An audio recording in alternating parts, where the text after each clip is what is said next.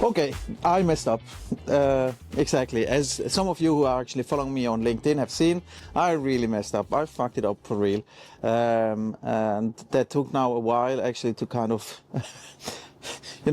swallow down my pride and just release it now. My latest podcast with Adrian, who is a fantastic and really cool guy who is doing something quite extraordinary, and I hope you're gonna enjoy this one, despite the fact that the first part is really kind of audio only basically, and try to compensate a little bit with just kind of the still, but the second half is then video. Hope you're gonna like it. So welcome to another episode of This is Mental. Today I'm in a group therapy room with a new guest. Would you like to introduce yourself shortly? Yes, sure. Thanks for having me today. Yeah. So my name is Adrian Brunker. I'm actually, or currently, the CEO of Omni Hypnosis International. Mm-hmm. We are a international training institute for hypnotherapy and hypnosis. So we have trained almost 20,000 therapists so far in China, Brazil, the US, and Europe. But in my when I was a younger man, I was in elite sports. I played handball. And alongside my active career, I studied business administration. And then, typically Swiss, went into the financial industry and worked there for around about 7 years as the CFO of 2 stock-listed companies. So we invested a lot of money in biotech and medtech companies. That was great. It was a great time.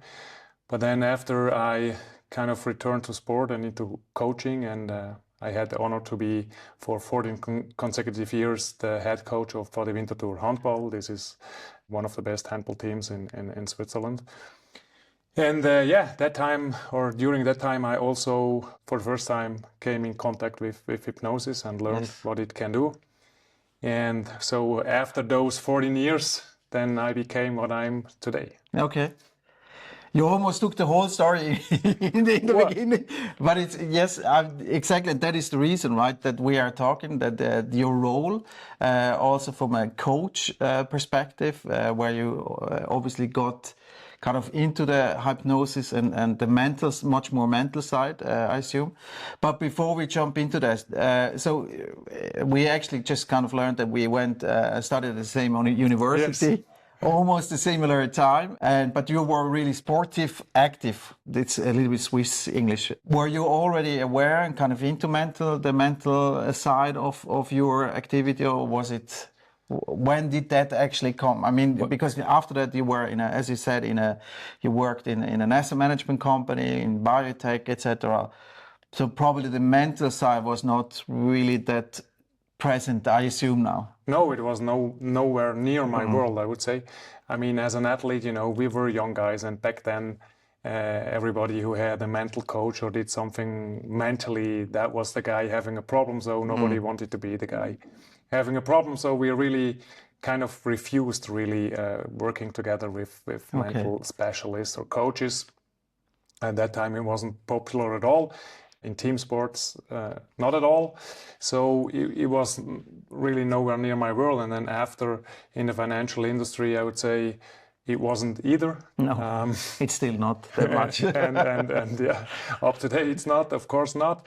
But then, of course, when I became a head coach of a team, then it became pretty obvious that, the mental part is really, really important. I mean, actually, today, every coach and every athlete knows it. And if you ask, okay, what's the most important skill? So you'll always get the same answer. That's mental strengths, right? But then it became really, really obvious to me back in 2010. On one weekend, on a Friday evening, I led my team as a head coach for an away game where we played the number 2 of Switzerland.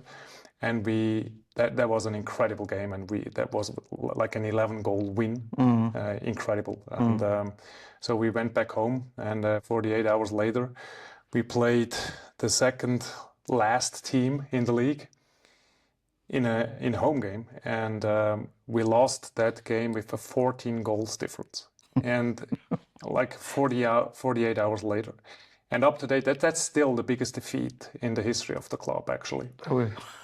And so then it became really, really obvious to me, and also I had a problem because I knew it was kind of a mental issue. I mean, you will not lose your shape or forget about handball or lose your skills within 48 hours. Of course not. But so I knew it was something mental, but I had no solution for it. No. And so the second problem I had was actually I knew that if I had another one of those games, then I'd be fired. I need a new job. And then it became really, really obvious to me that like I had to do something on that mental level. Exactly. And how did you start? And where did you start in that context for your team? Well, that was the day, or probably the next day was the day when we started, because Hans-Rudi Wipf, actually my business partner today, he also was a handball player when he was a younger man. Okay. And so we knew each other. And when I became head coach in 2007, he was constantly, talking to me, and he was like, hey, Adrian, we have to work with the guys, and I was always like, hey, what are you talking about? I mean, forget it. Leave me alone with your one voodoo kind of thing. And so, like, on that night, after that 14 goals loss, that was in my mind. I knew I needed something that helped really, really quickly. So I remembered all the talks, and I called him. Okay. So the next day we started working with the team, with the whole team as well. And he was already doing hypnosis at that point? Yes, he brought it to Switzerland, like the way so we do it. he was really, okay. Yes, he was like an authority already. Okay. But back then, he was on a different level. Yes. It was really not where it is today. So yeah, we started working with the whole group, and that was incredibly fascinating because literally overnight, like after 2 sessions, we became from that bumpy team. One of a sudden we were the most consistent team in the league, and for the rest of the season, we had the most points in the league, and by the end of the year, we won also the Swiss Cup, which was then the first title in Winter Tour since many years. So that was pretty convincing. And it's also, but then that included the whole team. So there was everybody had to do it. Yes, or was because I was talking to a baseball player, and they kind of like, there were some people who said, no, I'm not going to do it. I refuse to do that. That's not my thing. And then they were quite flexible. Was it the same, or was it kind of like everybody had to undergo this or participate? You cannot force people into the hypnotic state, and you shouldn't do it either. So, no, of course, it was kind of, everybody had his own free will, but there were only like 2 guys. They were a little skeptical. So I decided, of course, not to force them, but they were always kind of part of the procedure. So it was not like, oh, I'm not joining this, I'm going home. So you don't have to do it, but you're still there, you're still part of the team. So, and that was only 2. Okay. And all the others, they realized pretty soon that it helps them. So they were actually pretty happy that we did it. And then after a few years, it became completely natural to everybody. And even now, they are working with it, and there is not one single player that has doubts or something. No, like that. And we are actually in this kind of almost a group session with back there's even comfortable chairs. Here we have the beds. So this is kind of the setting that that they went into, and yeah, that's exactly the setting. Well, back then we didn't have that spacious room, so we did it in the locker, and the guys were kind of lying all over the floor, and some stayed seated. So it doesn't take that. It makes it makes it more comfortable. But exactly. It also works just in the locker room. Exactly. And so I'm aware that this exists, but I have never actually gone into the hypnosis. I mean, you can see these movies, right? Especially one, Now You Can See Me, which I really like, with Woody Harrelson and some more famous people, but it's explain a little bit how this kind of sessions kind of work and what you're actually going through. Yeah, those movies actually are a bad thing, to be honest, because they always paint a completely wrong picture about hypnosis and also about how it works. Shall I explain a little please. bit? Like the state of hypnosis, that in itself is not therapy, because the state of hypnosis is just a natural state, such as being awake or being asleep. So it has nothing to do with all the myths you see in those movies. So you're not asleep, you're not unconscious, you do not lose your own free will, right? You're not going somewhere to the moon or I don't know where. So you are fully aware at all times. That means you can hear everything that happens around you. You can think, you can argue, you can also refuse everything you don't agree to. You even can at any time just open your eyes and get out of the hypnotic state by yourself. So it has nothing to do with what you see in those movies. But it is a very pleasant state, so people love it. It's very relaxing, also healthy, because once you're in the state, then kind of your parasympathetic or the parasympathetic part of your nervous system gets dominant, and so that's the state where recovery, healing, digestion, and all that stuff happens. So it's really only being in the state is very healthy and helpful. And I would say it's, if I had to describe it, I would say it's relaxation, but then at the same time you have the ability to really focus on something. So it's kind of you combine those things together. And then of course there's not just one hypnotic state. So there is a really broad, like from a little bit of trance down to really, really deep states of hypnosis. So that's just a state. Now, in a therapeutic environment, that state offers incredibly helpful advantages. And one of that advantages is you really can get access to the subconscious, like to that part that is really, really important. Like that's 95% of who you are, who you feel, who you behave. That all that happens subconsciously.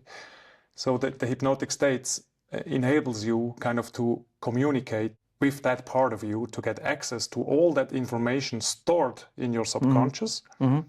Your conscious mind, that forgets about many things pretty frequently, let's say. But the subconscious never forgets about anything. Like there's a long-term memory there. Yes. And that goes back into the womb, right?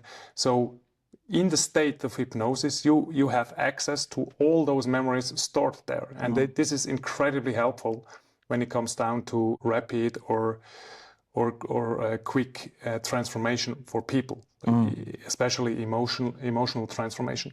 So that's one thing. And then the second is,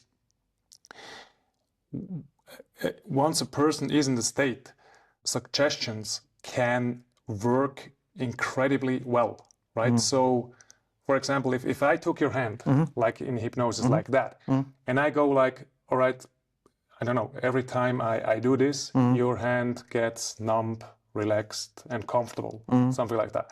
So that's a simple suggestion. If I do it right now, you think, oh, well, I don't know, probably why should I do that, and what's going to happen next, right?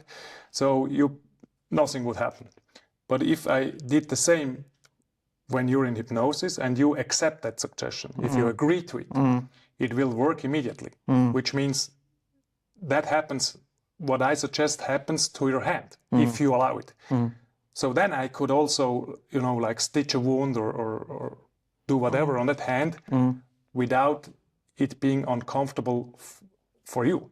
So this is really, really, really important. That is what hypnosis makes possible. So back to your question, what happens in a session?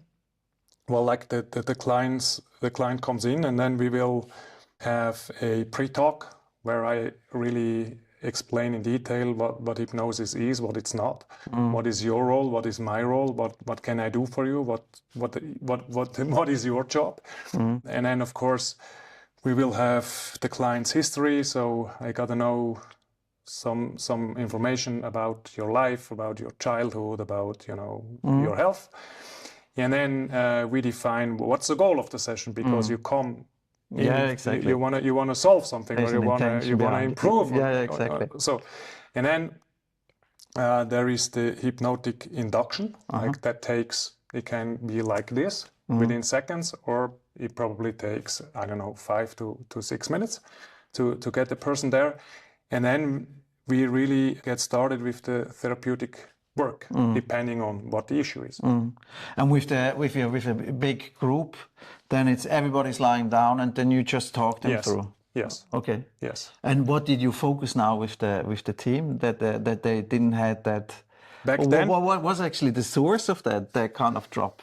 I mean, what was what were you working on to actually improve that so fast? Well, we were working actually on many things. First of all, like that is probably really important for all athletes and teams, like the ability of staying focused, like meaning having all attention and energy on the moment that is happening right now, no matter what was or still may be. Because that is something that really prevents you from doing your best. If you think, oh, what if, what if I miss, what if blah, blah, blah. Yeah, exactly. So this is really, that's not good. No. But it happens, right? It's in human beings, it natural. happens. You're actually, most people spend more time in the past or in the future, like mentally, than they spend in the here and now, which is a bad thing. And then also, I mean, the question is, if you can manage that, being in the here and now, what are you focused on? On yourself, on your teammate, on the referee, on the audience, whatever, right? And then you got to keep the focus on what is really important. Kind of, I forget who said that, but the main thing is to keep the main thing, right? Yeah, exactly. And then if you manage those 3 points, then you got to play every moment with all the intensity you have, right? And if you manage that, you are already there.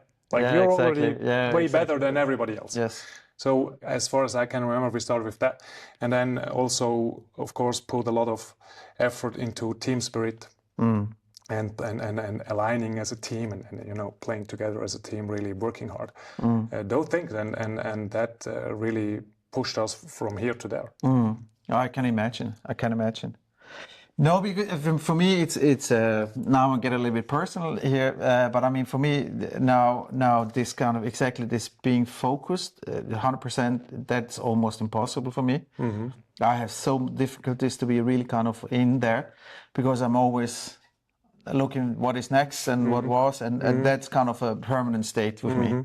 I'm struggling a lot with that, and obviously that kind of like boils down to my state as being tense and everything. But there's kind of like yoga and other kind of techniques, breathing exercises. But this is now, how long does a session like this take? Now, for example, if you're regularly now kind of, if someone like me coming in, and then how long does it take, and how many sessions would you actually say that it takes to get somewhere? Well, how long it takes is hard to say, and I mean it depends. And when we work, we do not work like with a clock, So, but we work as long as it takes to solve the problem. So in the first session, we spent right about 1 hour in doing the pre-talk and explaining what hypnosis is and all that stuff.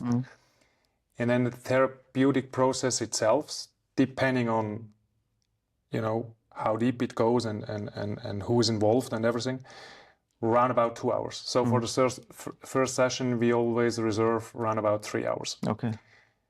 Then pretty often, after one session, it's done. But if you need another one, a second one or the third one, then those follow-up sessions, they usually take 60 minutes, give or take 15 minutes.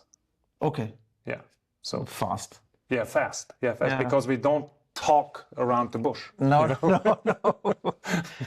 That's the difference. We do not spend much time on talking because talking is always, you know, on the conscious. Yeah, exactly. It's kind of like then it's in the past or in the future, and not really kind of now, Yes. right? Yes. And if people come to see us, I mean, with most of the problems, like if you're talking what your issue is, or depression or burnouts or whatever, I mean, you were not born with that issue, No, right? I've never met somebody that came to this world depressed, right? So, but it is something that you learn somehow or acquire somehow, and everything you have learned or acquired, you can also unlearn or unacquire, if that's a word, even. Exactly. You know what I mean? So and think of it that way, like the development of a symptom. It works like with a fontaine, like that has an outflow. So if that outflow is open, you can kind of really throw as much water into that fontaine as you wish. It just flows off, right? So now if somebody comes and like closes this outflow, so the fontaine fills up, and at one point, it overflows. So like here you get the symptom. So now you realize, oh, I'm depressed, or I have panic attacks, or whatever the issue is. So when we do therapy, we do not intend to, like with a spoon, go from top down to the bottom, but the other way around. So we go straight back to the moment that outflow closed for whatever reason, and then kind of take it out. So everything, you know, can return to its original state. Actually, the subconscious can get rid of all the emotions attached to the symptom. Okay. And that moment is actually always the moment when you encounter this emotion for the very first time. Because remember, you were not born with it. No. So something happened that led to that feeling. And on a conscious level, you usually don't remember even, because many of those emotions you encounter like in a phase where you're probably something between 0 and 4, 5, or 6 years old. Like everything between 0 and 3, you don't have any conscious memory. No. There, no, 0. Okay, and through that kind of state, you actually have access to that. Yes, and once you know what caused that problem, then exactly. Then it really gets pretty easy to dissolve it or to neutralize like the emotion attached to the event. Because remember, if you're 3, like let's say you're suffering from panic attacks, right? So and now we go back to the moment where you encountered that emotion for the very first time. Like, for an example, maybe you were with your family at the airport and you get lost and you're 3 years old. That's, you know, that's really bad in that moment. Can't be any worse than that. So a 10 out of 10 in terms of intensity and how bad it is. But then probably, you know, like 10 minutes later something, you're back with your family and everything is fine. But that has happened within your subconscious. When, if you're lucky, it never comes to the point where your fontaine overflows. But probably it does. So now your subconscious kind of keeps this emotion the way as it felt when you were 3 years old. With that intensity. With that intensity. Yeah, exactly. And it grows with you. So now think about it from an adult's perspective. How bad was that? Yeah. No drama, you know? No. Maybe a little drama. Yeah, of course, but it's not. So and with all the knowledge you have right now, but didn't have back then, it's pretty easy to get rid of those emotions. And as you do, your symptom also disappears. How does that compare now if we're working together with, for example, with a finance guy? I mean, obviously this is kind of, I told you before that I just had it, or not just had it, was 2018 a burnout, and obviously that is quite I mean, lots of people have that these days, are kind of completely emotionally exhausted and everything. How does that relate to the work for you now specifically, or compares to what you do with athletes? Well, You know, you because for me it seems that that is, I mean, the one thing is it seems quite different, but it probably is not even that different. No? It's actually not different at all. No. Because first of all, many athletes also suffer from being exhausted or even depressed or burned out, because there's a lot of pressure always around and a lot of effort, right? So it is really important to get the balance, between being always there, throwing in whatever you have, but then also relaxation and recovery. Yeah, exactly. Like what I observe is like in sports, recovery is part of the schedule, of the training schedule. But in the business world, it's not. No.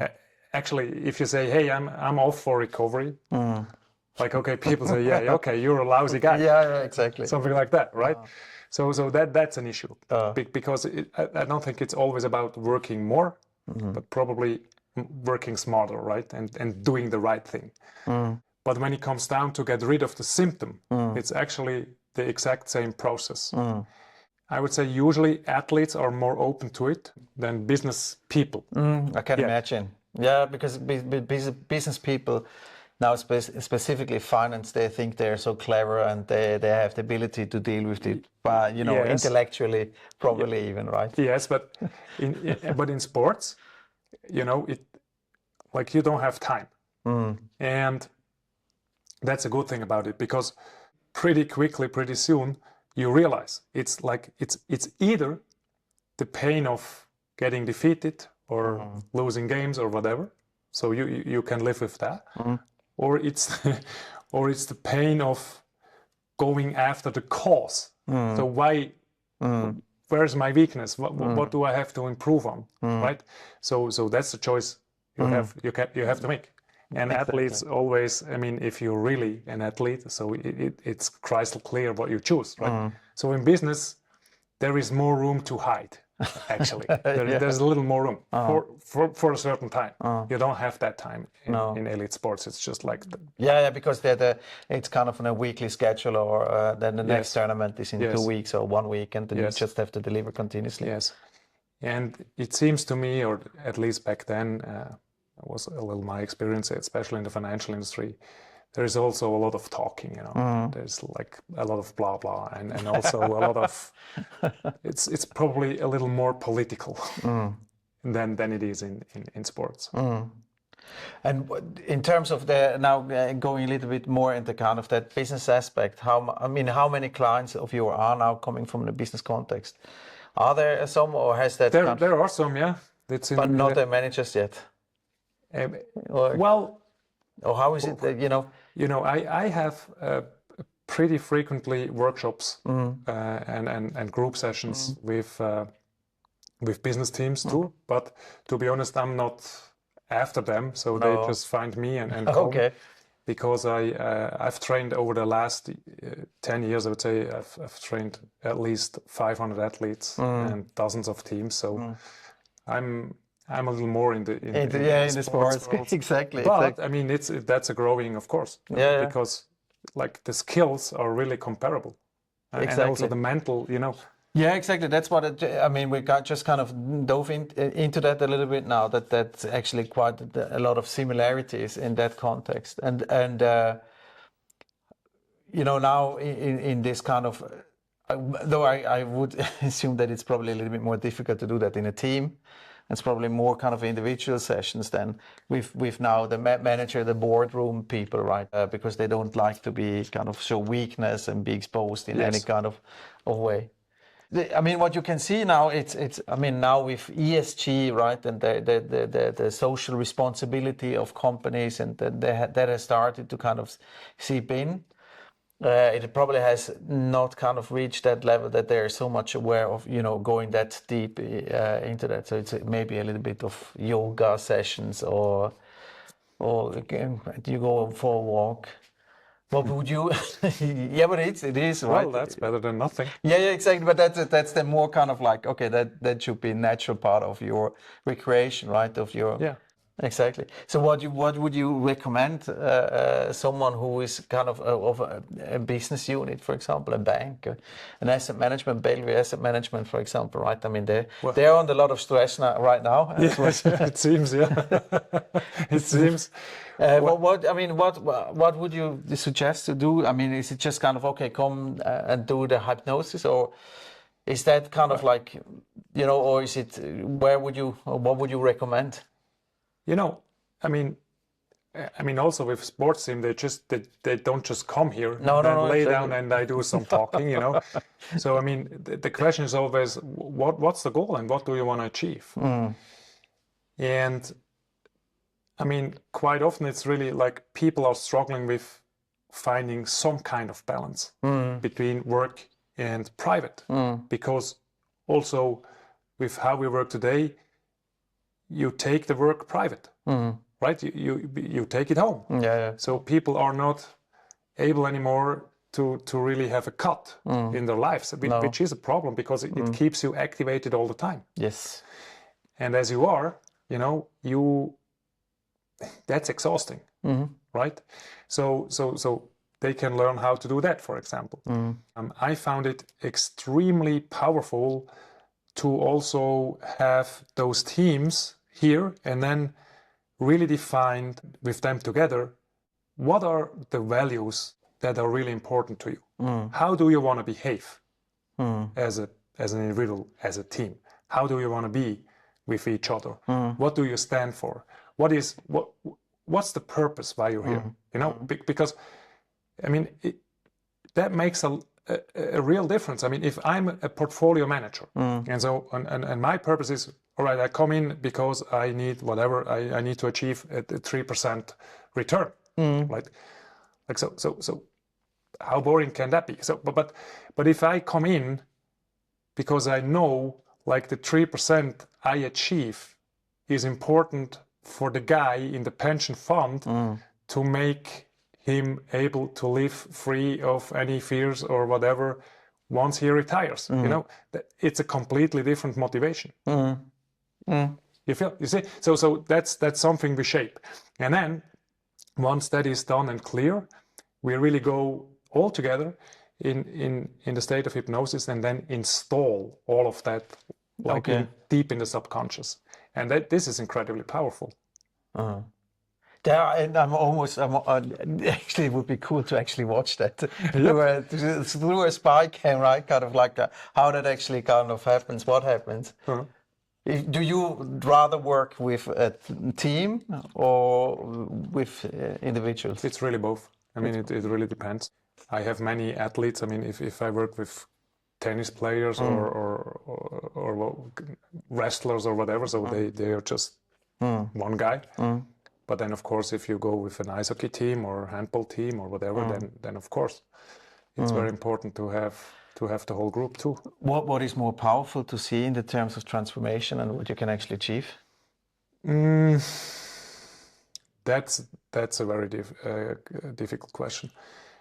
I mean, like if you work in the individual sessions, you really can go after the root cause of the problem. Like if you have, for example, a mental blockage, right? That is not something you can really treat in a group. No, exactly. But then, of course, if it comes down to like team spirit, for example, or again, what do we play for? How do we play? How do we want to be? Like I mean, this if we do that with 30 people all together, it's an all other energy. It's a new dimension actually. So I can't precisely answer the question. What is more powerful? So I just kind of noticed that I haven't actually started recording, and that is my biggest fear, and that's happening all the time in all kind of aspects. That I'm missing always something. Yes. So that's also just. So then, hi everybody. So that's kind of this is going to be but I mean I have it on Spotify anyways, and that's. But that's so, and now I would actually claim, now we're getting personal again. This is so typical. And the question now you would probably kind of inquire probably why do you think that is? Well, And what the source of that thinking or where this the thinking is coming from? yes, and then also it became a belief system in your subconscious because and it turns it into always reality. happens to me. It always happens to me, man. We always lose if we play them. You know, like those are belief systems, and your subconscious, like that. Think of it that way. It works like a computer, all right? So like that one. So if you press the button play, it records. If you don't, it doesn't. No. But if you press the computer, that will not go like, hey, I don't know, Pascal, we have worked so hard for the last whatever couple of hours or days. I don't want to record podcasts anymore. Let's watch a movie. You see, that's a question the computer isn't able to ask. So the subconscious actually pretty much works the same. So once you have installed one of those programmings, like whatever that always happens to me, I'm not good enough, we always lose against whatever, and the subconscious accepts that kind of programming, then it stays there, no matter whether it really makes sense or not. But then once it is there, the computer is always kind of playing that program with the always same result. And it happens before you even get the chance to think about it. Yeah, on a conscious level. Yeah, exactly. Right? But it's to be honest, I mean, it happens every time I record. I think I never had any, not one recording so far, and this is about the 10th. Now I haven't done hundreds just yet, but every single time happens something. Yeah. So you. And now I'm always kind of like exactly, but I don't really go into that. I'm so stupid. Why? And it feels bad, right? Yeah. So that's something you easily could get rid of. Okay. Actually, and then all you got to do is kind of to install the new habit. Right? Yeah. So I'm claiming that this is I know I actually don't know if that's probably not even ADHD that behind it. I don't know. I don't know. But it's kind of my because I think it's also kind of what it's about. It has to do with focus, obviously, right? And then being afraid of. But it's for me. It's so super weird. Now we have just moved, and we had to leave an apartment and move into a new one. And I was, because my wife was super busy, so I was organizing everything. I was so super afraid that I missed something, that I made a mistake. It's insane. I mean, it's insane. And now I wasn't actually not even really that aware, but it happens anyway, right? So it's that is really kind of. Yeah, that's the subconscious is much more powerful than your conscious. That's how it is. Like it or you can, if you like it or not. No, exactly. It's just the way it is. It's so stupid. But in terms now of the whole kind of the sessions we were actually going into that. Where do you see what is the more amazing kind of impact in the team or in the individual? And you said it's basically a little bit both on different levels. But how easy is it actually to I mean, on the personal level, I understand that how you explained that quite detailed. In the team, I can understand how you create more value, or kind of a certain kind of anchors. But how do you create, for example, the more team spirit aspect? Because I mean, there's there's competition on the potential positions. There's just kind of pure dislike as well. How do you build that then? Well, to be honest, I guess I'm pretty radical when it comes down to team spirit, because to me it's like being pregnant, right? You are or you are not. You can't be half pregnant and half not, right? So it's an either or. And with team spirit it's the same. So there's no argument about, I'm part of the team and I'm in 90% something. Like that's, to me, that's not acceptable, because if you're only 90, You understand? And then somebody else has to compensate for that missing 10%, which you could give, but are not willing to, for whatever reason, which is always an excuse. So people got to understand that. And then second, you also need to understand in a team, like as an individual, you can't be perfect. No. It's impossible, right? And you're not the right guy for all the different roles that are needed. You can't be like the aggressive leader and at the same time the guy which has always an open, ear or door for all the teammates. Like that's important. This is two different characters. So like as an individual, you can't be perfect, but as a team you can.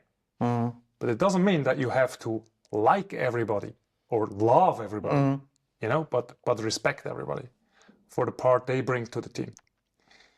And then the third thing, I guess, it is also very important, because if you lose, or like between winning and losing, there's always like probably 1, maybe 2, 3%. It's not more than that. No. So like that 1% can come from everywhere, like also from the guy with probably the weakest or smallest role in the team. He can be responsible for that 1%. So, and then once people understand that, because I think like on a rational level, if you listen to that, if you hear it, it's pretty obvious. Makes sense, yeah. So then what we do next is kind of, again, we go down, like to the subconscious, one level deeper, and then install all of it there. And then you also, it's pretty amazing. You also kind of can connect with people, everybody in hypnosis in that different state in one room. You kind of connect on a different level. Okay. It's really interesting. So you get pretty quick improvements there. I can understand and can see that in sports, this is probably much easier to actually achieve, because you play in a football team and you want to be the best football team, or in handball or hockey or whatever, and even in individual sports, even then it's. But in business, right? And then it becomes suddenly much more difficult, I think, because it's not just we beat competition, or we are, then the common goal vision is probably much more fluffy, and that makes it. Or is it for you? Is it still kind of the same? It might be a challenge, but you got to define what you're here for, right? Yeah, that's probably the most important thing. And then also you got to make clear the jobs and the roles and who is responsible for what. And you need to make the we over me happening, which is probably more difficult in some of the corporate world than in a team. Because again, there is much more room to hide and to sugarcoat things, and Yes. No, but I also think about commitment, right? What you said before, because you choose to, you want to be part of the team or not. And in business, it's a job. I'm here to do a job. I'm here to earn money. That's kind of the main motivation. It's not to win and be the best and stuff like that. So the competitive edge, I think sometimes is probably kind of... Well, that's a decision. That's a decision that you take and everybody in the group take. If you just want to be there to make your money and go home, and that's different. But if you want to be the one high performing team, like the best version of that team that team can be, then it just works the same way. But that's a decision that you take, not me. I'm just there to help you. Exactly. If you want to go there. If you want to go there. I'm just wasting your time and you're wasting mine. So I'm not even gonna start working with those groups. No, that's what I mean. Because it becomes that's almost impossible, right? Because there's no kind of eagerness or kind of willingness to improve or change properly, even. Then you just waste your time, because I mean, even hypnosis, you cannot administer No. hypnosis. It's not like an injection or a pill or something, you know. It's No. so therefore it's completely clueless to work with somebody that doesn't want to No, grow exactly. as a person or No. as a group or as a institution. So Though, to be honest, it probably would be fruitful, right? And it would be good and healthy for a lot of kind of organizations. oh yeah, and it's not only that you get better. It's also it feels very different. You know, like if once you experience what happens when you become kind of this perfect team, it's really magic. You know, it's most of people never experience it, but once you have that experience, you want to have it again. Addictive. Yes, somehow, yeah. But again, I can see that in sports easily. In business, I think it's so difficult, despite ambitions. Now, I'm currently working in a startup. I'm a sales for hire, like, but I'm helping and supporting different organizations in post startup phase, a kind of like scale up to actually improve and do more. And the interesting thing there is always kind of the alignment is super difficult. And the understanding of the situation is also always kind of not fully aligned. So what needs actually to be done, and the sense of urgency is not the same. Well, but why is it difficult? That's a good question. I think sometimes it's what now in that situation was missing, or kind of missing, or is that you want to, the owners wanted to hide that there's some kind of like difficulty in the financial situation, that not everybody is getting afraid and potentially jumping off. So they wanted to keep that kind of stable to some extent. But then obviously on the sales side, we have full transparency. We understood the situation, what needs to be done, right? And that kind of like made quite a disbalance. And then you were not feeling kind of like, okay, this is not... Well, if you feel cheated, you know, if you don't have the trust in your team members or your coaches or the founders, owners, in your example, I mean, of course, you're already gone.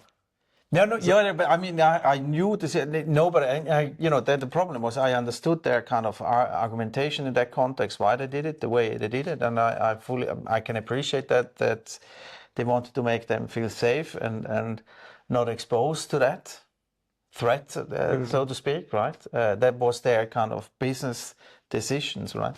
Which I didn't want to criticize or kind of, but I was there and hired to actually support them to actually continue. So that's what I mean. It's the kind of the situation.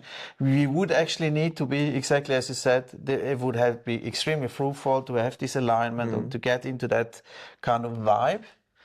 But because of not full transparency, we can't actually get there, I think. Yes, that's the problem, yeah. But what, I mean, but if you get everybody at the point where everybody wants to be a help in order to kind of fulfill that mission or to overcome that obstacle or the problem, you know, that can actually, sometimes it makes it way easier to motivate people and to have them fully commitment. I mean, some will leave the bus, right? But they will leave the bus anyways. Yeah, exactly. To be honest. Exactly. Yeah, absolutely. So the sooner they leave, the better. Exactly.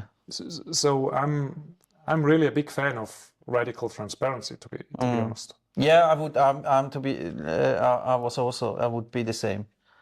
So that, and not just because of the sake of transparency, but that everybody actually understands the situation and can act accordingly, right? Yeah.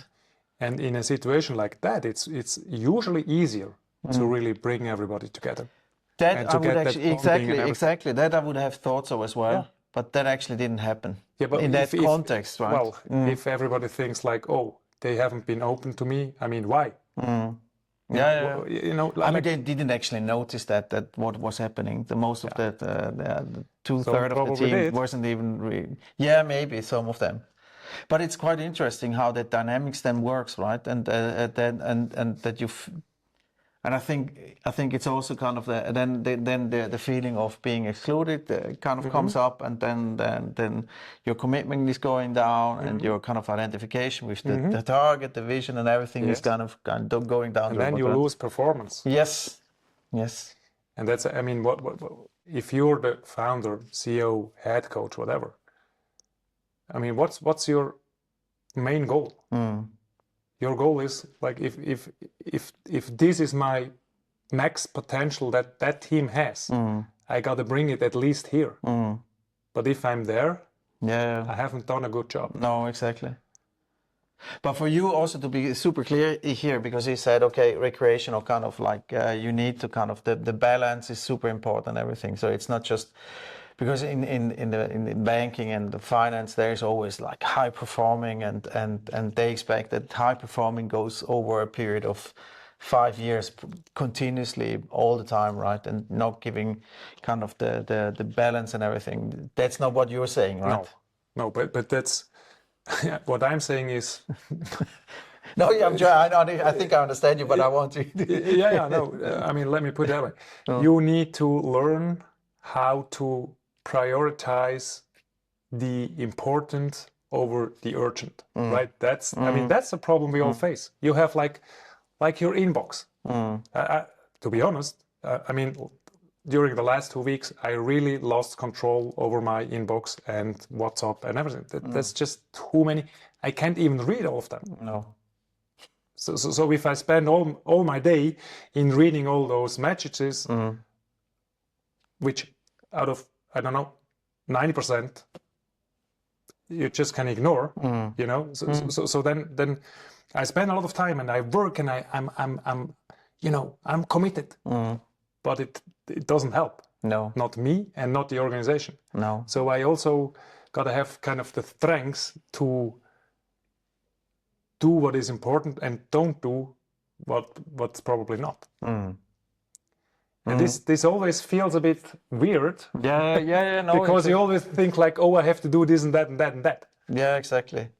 But I think it's also, that all kind of, for me, goes down to being clear, what is the vision, what is the kind of the strategy, what do we need to do, and what do we need to achieve in order to get there. And lots of companies don't have any clarity in that, right? And then it makes it super difficult to decide what is now really important, whether we have to focus on, and what is kind of like side noise, right? Yes, and that I also learned in coaching in elite sports. I mean, if I can't make clear the role, responsibility, and the job that somebody has, I mean, how can that person even do it right? Yeah, exactly. If I'm not clear in what the job and what the expectation and role and expectation is. Yeah, exactly. Right? I mean, people get lost in those situations. Exactly. So from a personal point of view, so you have participated when everything started with your kind of journey. So you've done that also, and you're using that still. Do you do hypnosis For yourself? myself? Yeah, exactly. Yeah, I do it every day. And how? Talk me through what your kind of routines are, because that's a routine actually. Really. Yeah, exactly. Today I couldn't do it because I had the appointment with you. But usually I always do a session of self-hypnosis, like 5 to 10, sometimes 15 minutes, just after lunch. Okay. And it works actually pretty easy because you can learn to hypnotize yourself in a very short time. So all I got to do is like sit down somewhere, or could even do it standing up, and then I go just like this. I turn off my, my schalter and switch. Turn off my switch, and that's it. And then I'm instantly in the state of hypnosis, and then most of the time I just stay there to really relax and recover, because as I explained, it's really very, very healthy, and it helps you recover mentally and physically, both. But then also, of course, you could work with yourself. You could work with suggestions that you give to yourself, so you can learn how to actually grow in whatever area you want to grow in, how you feel, how you behave, how you talk, whatever. So it's pretty interesting. And I would really recommend it to everybody. I think every child should learn it. Yeah, exactly. I mean, that's now the next question I wrote down was going exactly in that direction. Also in terms of like, I mean, everybody has this kind of like craving situation mentally and physically, and so this is then your routine, 15 minutes. Yes, if I can plan it, I do it for, as I said, for 10 to 15 minutes. Sometimes, if I'm in a crazy day, or not in the office, I do it even on the toilet for a minute or so. That's even better than nothing. Even a minute helps me really, like to come down, to focus again, to reset, to be relaxed and calm, and also in a good mood. So, yeah, it's super helpful. Yeah, I can imagine. And I also work with my kids, and they are now 13, 15 and 17, and they love it. I would say they are even hypno junkies.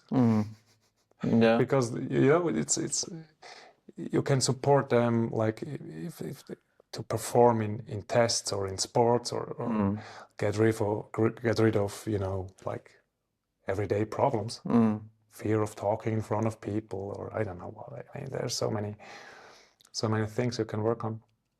Okay. Yeah.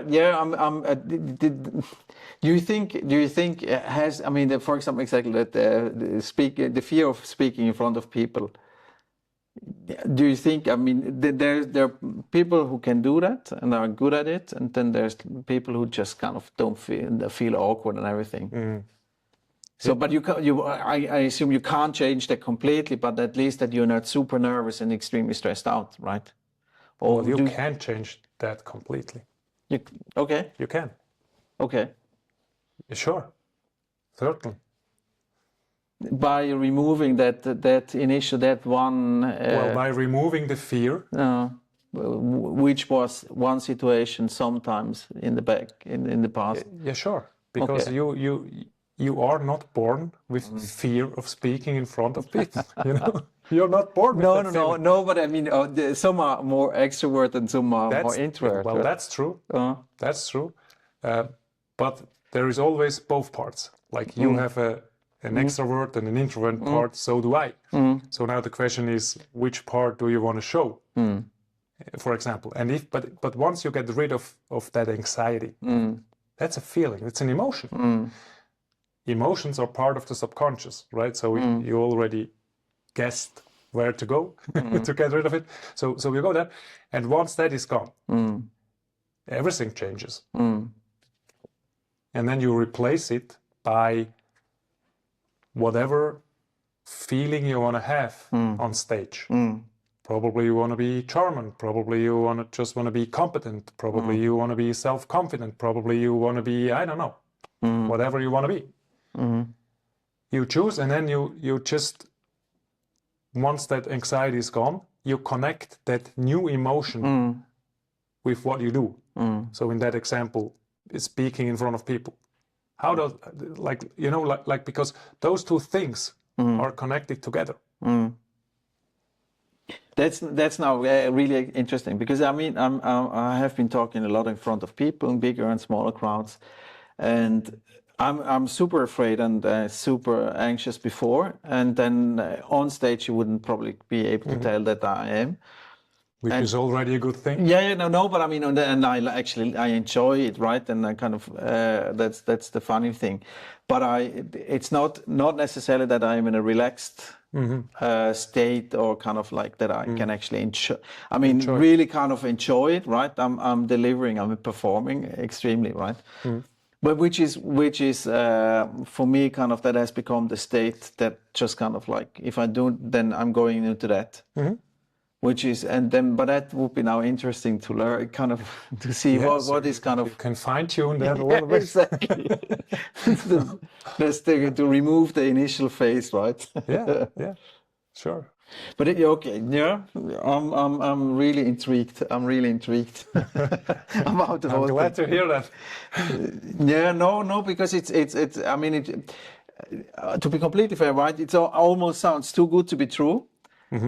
A little bit, right? I understand the concept behind it and how it, but I think you have to test it yourself in order Yes, to well, experience that's it sure. I mean, in the end. also with our work, we do not have 100% success rate, No. right? Like, but I guess nobody has, but it's very, very successful, let me put it that way.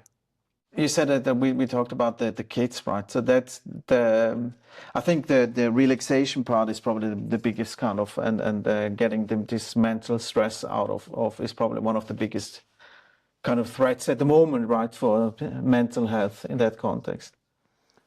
So Yeah. if they don't want to go into or do, for example, now this self-hypnosis, what else would you recommend? And at least the minimal hygiene, mental hygiene that you could.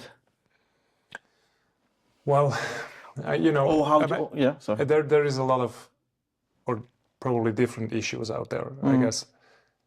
For sure, like all the social media stuff, I guess that's an issue because people and the teenagers, they always compare themselves to somebody they see on social media or wherever, and they see a life there that doesn't exist. To be honest, Yes. and so they compare themselves to that life, and then they feel miserable because that's not the reality they have. So that's one. Number two is there is a constant fear of missing out, and they always have to be ready, because if you send me a Snapchat or whatever, you know, then I have to respond. If I don't, you know, then that's a sign of, oh, you don't like me anymore. Yeah, right? exactly. So, Yeah, you know, so that's bad too. And then number three, all those teenagers, they really should stop lying to themselves and cheating themselves. Okay, you have to elaborate. Yeah, because this is, when it comes down to self-confidence, this is the baddest thing you can do, I think. Because you try to cheat yourself or you try to lie to yourself, but then deep down, I mean, of course you realize. I mean, if I'm lying to you, if I'm lucky, you will not recognize it. And I get away with it. But if I lie to myself, that's different. And every time I do so, my self-confidence actually decreases. So why am I lying to myself? Because it's too hard to accept that I'm not there where I want to be, or I'm not at the level I'm comparing myself to, like the level of the life that doesn't exist. You know, it's kind of a vicious cycle. Yeah, exactly. Okay. So that's what I mean, and I guess it's very important for the teenagers to not only relax but also to realize that, okay, that's where I am, and that's probably where I want to go. And then don't tell yourself, okay, that's all fine and I'm good as I am and blah blah blah. So if you wanna be that version of yourself, so then you gotta start working. Right? And that's different, because then you know, wow, okay, I have to do that and that and this and that, and you can do something about it. But if you just fake it all the time, you feel miserable about yourself. You cheat yourself then. You Yeah, cheat yourself. Yeah, exactly. And you know it in the end, right? Yeah, you know it. Of course you do. And then that's what you see. Like you have like those, you know, to the outside, and then once they're home, bam, everything collapses. And of course they feel miserable. And so we try to, yeah, you know, you poor you. No. You should be honest to the kids, but then of course also supportive, and also they need to feel, you know, it's normal. I mean, how can they be perfect at the age of 12? Exactly. Yeah. You know, that's not the goal, man. No. It's a journey. Yes. Yeah, exactly. Yeah, exactly. And nobody has it figured out Yeah. at all, right? In that age, right? But if you look at the data, I mean, it's really scary. Like if you have like, I don't know, there was another study out there like that Oxa did, and in the age of 18 to 24, something between 25% and 33% of all people in the workforce are depressed or have some problems with anxiety or other mental issues, like a third. That's a lot. Don't you think that something's going wrong? Yeah. Like the world we're living in doesn't make much sense? No, it doesn't. It doesn't really. So not lying to yourself, not watching too much, or kind of not reacting too fast on link, or kind of. Well, it's an easy talk for me because I'm not on Snapchat and even not on No. social media at all. But yeah, No, I don't think it's helpful. No, exactly. And then and from the mental side, kind of so self-hypnosis, or that would be also something. Sure, yeah. Or kind of relaxation. That's one thing, and also it helps you kind of to really connect with your true self, because I mean that's important. I mean, like as a teenager, you don't know, probably sometimes you really don't know who you are and what you stand for and stuff like this and where you want to go. And I think it's very important that they, like do that process again and again to really figure out what is important to them. And then they also realize, oh, it's not Snapchat or TikTok. No. Or it's probably more family or having real relationships. It's probably really also the values that they think are important, and I think it helps them to stay relaxed and also self-confident. From my experience. Yeah, exactly. Yeah, no, but I mean that's fair. So I've written down now the teenager part we have covered, and I think and I agree. But also I think the sports can actually help you a lot in that context as a teenager or as a young adult, actually, to develop, especially team sports, right?